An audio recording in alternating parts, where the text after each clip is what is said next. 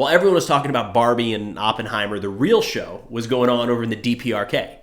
That's right, North Korea held another military parade, which is like their third or fourth one this year, but this one was designed to mark the 70th anniversary of the end of the Korean War. So, let's check it out.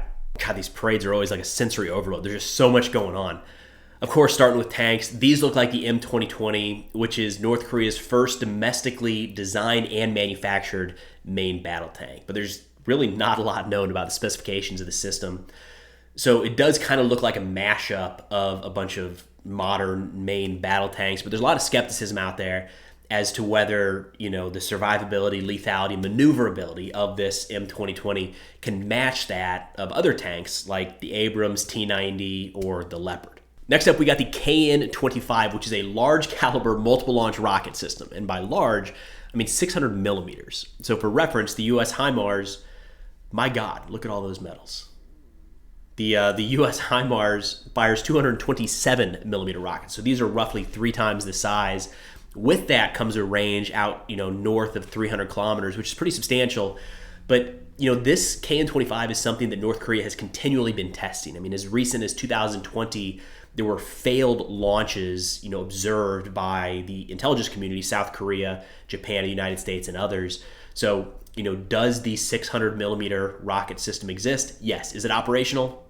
Hard to say for sure. Next up, we've got a couple short-range ballistic missiles, the KN-23 and KN-24.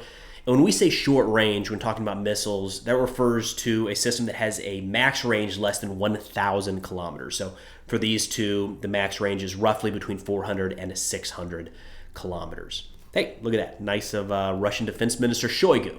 Stopped by for the parade. Must have just been in town. Next up, we've got the HAEL-2, H-A-E-I-L-2, which North Korea is referring to as an underwater drone capable of carrying a nuclear warhead.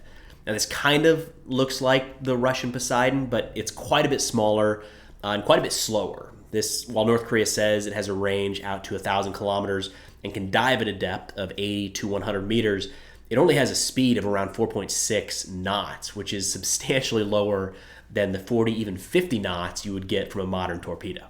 Then a new addition this year is the doppelganger for the US MQ-9 Reaper, which, God, this looks very similar in a lot of ways. And what's a parade without showing off your intercontinental ballistic missiles? So here we've got North Korea's Hwasong-17 and Hwasong-18.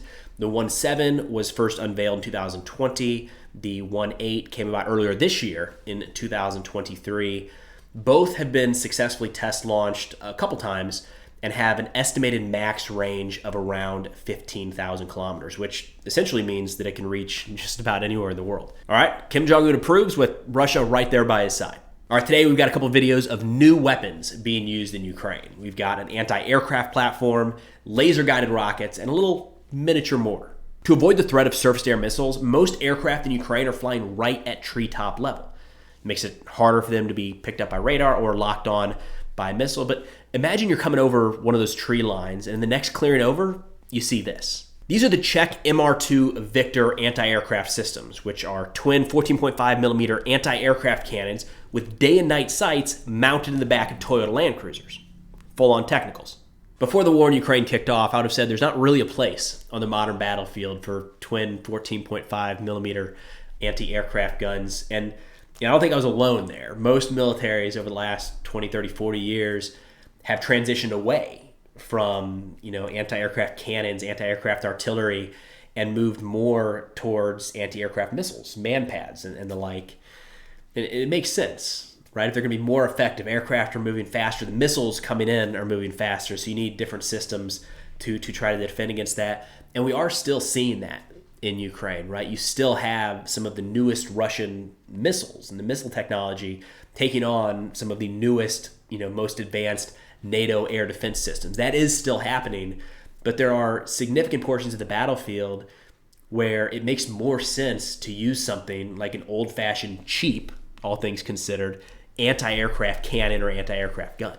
I don't know that the MR2 is necessarily the next wave of air defense. It's more of a throwback than anything, but it does show how this war has kind of changed since it kicked off. Early on, Ukraine is pretty heavily reliant on missiles, air defense missiles, and anti-aircraft missiles to shoot down anything, whether they were Russian missiles, drones, helicopters, or aircraft. But as Russia introduced the incredibly cheap to purchase or manufacture Shahed drones, there came a tipping point where Ukraine could not continue to launch multi-million-dollar missiles at these very, very cheap Shahed drones. But these old anti-aircraft guns that aren't going to do anything against cruise missiles and are pretty risky to try to take on modern jets or helicopters turned out to be pretty effective and cheap to use against these Garan or Shahed-style drones. This is the LGR-4, which is a rocket pod mounted here in the back of a Humvee, but could also be a pickup truck or an ATV. Doesn't really matter, pretty versatile. The interesting piece here is what it fires. Laser-guided rockets, otherwise known as the Advanced Precision Kill Weapon System. The APKWS is a conversion kit that's added to unguided Hydra 70 rockets that turns those into precision munitions guided onto target by a laser designator. This video actually shows the perspective from the soldiers that called in on one of these strikes, and you see they're comfortable calling them in pretty close, and those rockets really land right on top of one another. This is probably best viewed as a long-range direct-fire weapon system, right? So there's a couple things to keep in mind here. For any laser-guided weapon system, you never want to sever that connection between the laser and the seeker in the warhead.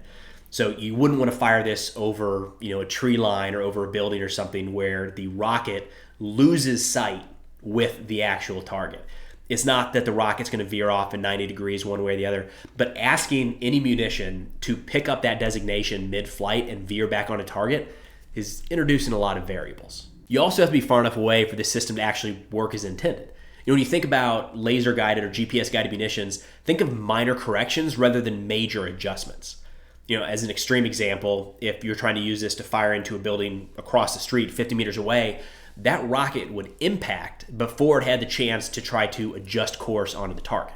I'm not sure what the minimum suggested guidance is for ground-to-ground fires, but these laser-guided rockets can be used in aircraft, and in an air-to-ground rule, you're not supposed to engage a target inside of 1,000 meters. That's the range where the warhead can effectively lock onto the target and make the necessary adjustments before impact.